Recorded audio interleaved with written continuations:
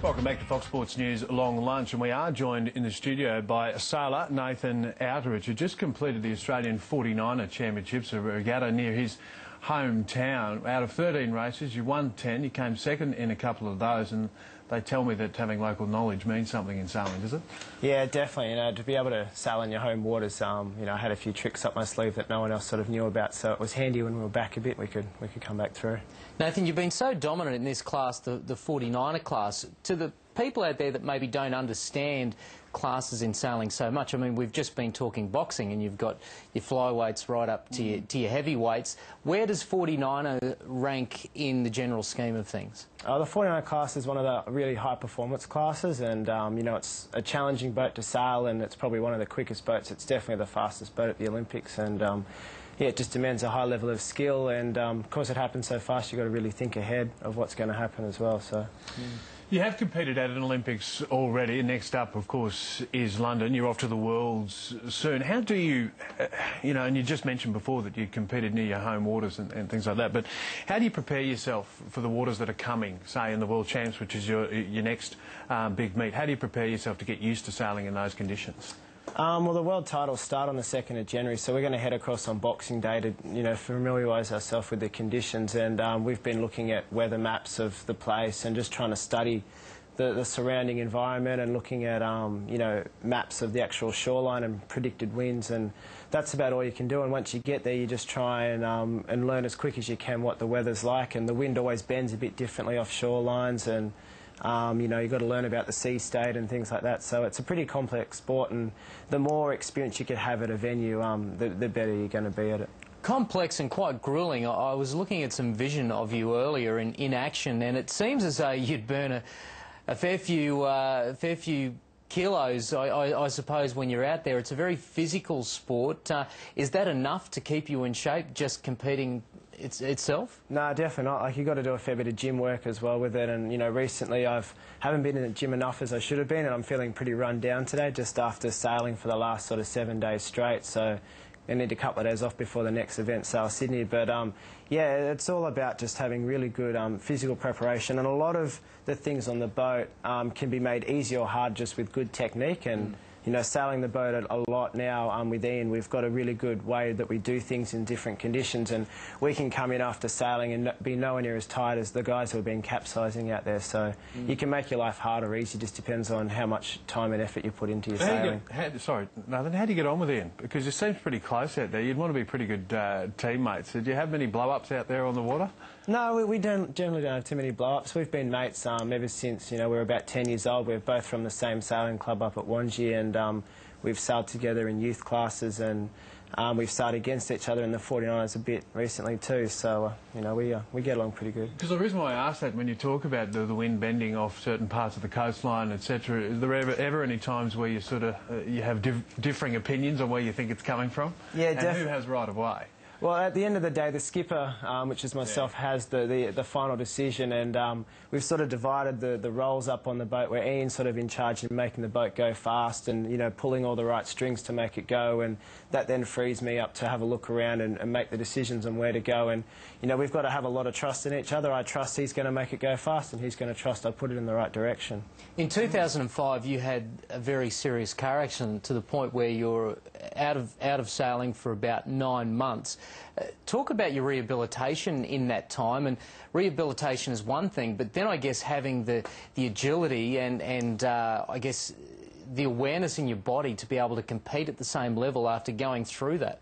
Yeah, like I had a car accident obviously in January 2005, and it took a long time to get back to it, and I had to wear a back brace, from shoulders to hips for 3 months, and then I had to do physio for another 6 months after that before I could even think about sailing. And the one thing that sort of kept me going the whole time was just wanting to get back out sailing again. And while I was injured, my parents bought me a new boat just as a bit of encouragement to get back out there. And it's never easy sitting there watching all the people you used to sail against continue on, and you're missing out. But that was the one main thing that kept me going. But being so physical, it would have been a steady process, I would imagine. Definitely. Like, I just did everything the physio and doctor said, because there was no point rushing back into it. When I was only you know, 19 at the time, and, you know, I had many years ahead of me, and, you know, I just wanted to make sure I could walk again, let alone get sailing, and, you know, there was no point rushing it at all. When you talk about competing for the Worlds and shooting for Olympic Games, and already you've won 3 national titles, how difficult is it for you financially to get your boat? Obviously, the Australian team will take the equipment over there, but how difficult is it for you to fight for sponsorship, etc.? Well, we're pretty fortunate at the moment because we've won the Worlds just recently. We've got a lot of funding support from Yachting Australia and the Australian sailing team, and you know, we've got sponsors like Audi and Hamilton Island that are helping us out, and you know, the expenses are really high, but at the moment those expenses are being matched by the sponsors that we have. So you know, we're quite fortunate that we're doing it okay at the moment, but all it takes is us to sort of drop in performance, and if we end up outside the top 10 at the next Worlds, our funding will be cut significantly. So, well, without delving into politics too much, the Crawford report was recently handed down, which in layman's terms basically said the more participants and more people supporting it, the more money we'll throw at you. Is that a concern for what you do, particularly in your class, heading into the next Olympics? It is a main concern for us, obviously. You know, if the funding disappears, then I'm going to have to start working a job to keep paying for what I want to do. But, you know, I think sailing's a big participant sport, and hopefully, you know, the powers that be decide that, you know, we're one of those sports that are going to continue to get our funding. And, you know, if it doesn't happen that way, then hopefully we can search the corporate world to get some sponsors. A sailing boat's a pretty big boat, and we can put stickers all over it. So hopefully anyone who wants to support us, we can give them a bit of exposure. What is the goal? I guess the most immediate is the World Championships. But how excited are you about the prospect of London? Yeah, definitely. You know, to come 5th at the Olympics in Beijing was quite disappointing after being in medal contention the whole event. So, you know, that's the main focus between now and 2012 is to get up on the podium in London. And, you know, Ian and I have started a good team this year. We've won 4 out of 4 events so far, and one of those was the world titles, and the other one was a practice event that was in Weymouth where the Olympics are going to be held. So we just want to keep the momentum going and gain selection and get over there in a couple of years. And I understand you were recently nominated for Rolex World Sailor of the Year, which is a terrific honour. What are your goals? Obviously, we've discussed an Olympic gold medal, but you're still chasing Chris Nicholson's 5 national titles. What are your aspirations, perhaps, in other craft in sailing? Yeah, sailing's pretty diverse, and I'd love to get into the America's Cup syndicate at some stage. At the moment, they're sailing around in 100-foot trimarans and catamarans, and that's something I'd love to do. And also, you know, the Volvo Ocean Race is a pretty cool thing where they cruise around the world doing 30 or 40 knots, crashing through icebergs and stuff. So there's so many different areas, but at the moment, the main focus is the Olympics, and you know, I think if I can achieve the goal of a gold medal, then I can start to look at all the avenues that I'd like to do. It sounds like a great life, travelling around the world sailing, but... oh, it's tough. Yeah, it just looks tough, and certainly the 49ers, I would imagine you'd come off a race of that like you've just played a game of footy getting bashed and buffeted. Yeah, I've got bruises all down my shins from falling off, and yesterday it was really rough out there, and people were coming in and we were just telling stories about how we crashed here and did that, and we were doing this speed, and you know, it's just an awesome boat to sail, and we've got a good group of guys with us too. I mean, are you sailing or are you surfing here?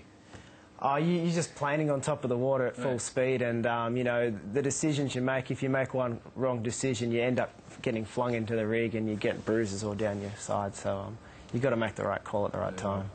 Great to have you. Great to have you in, Nathan. As David mentioned, you've got the World Champs coming up in the Bahamas. I think that's in January. Yep. But before that, you've got Sail Sydney and Sail Melbourne. Give that a bit of a plug before we let you go. Yeah, we've got 2 main events this weekend. Sail Sydney down at Wallara Sailing Club in Rose Bay. So you know, if you've got nothing else on, come have a look. And then we're heading down to Sandringham Yacht Club for one of the World Cup events. So it's one of the major events around the world, and we've got one in Australia, so we're going to head down there and hopefully we get some internationals to compete against, and should be a good summer. It's not just the Sydney to Hobart as far as sailing is going around this time of year. Never done the Sydney to Hobart, too busy doing other sailing. Yeah, exactly. Good on you, Nathan. Great to have you, mate. Great chat, and best of luck in the future. We'll get you in before you win that gold medal in London. Cool, thank you. After the break.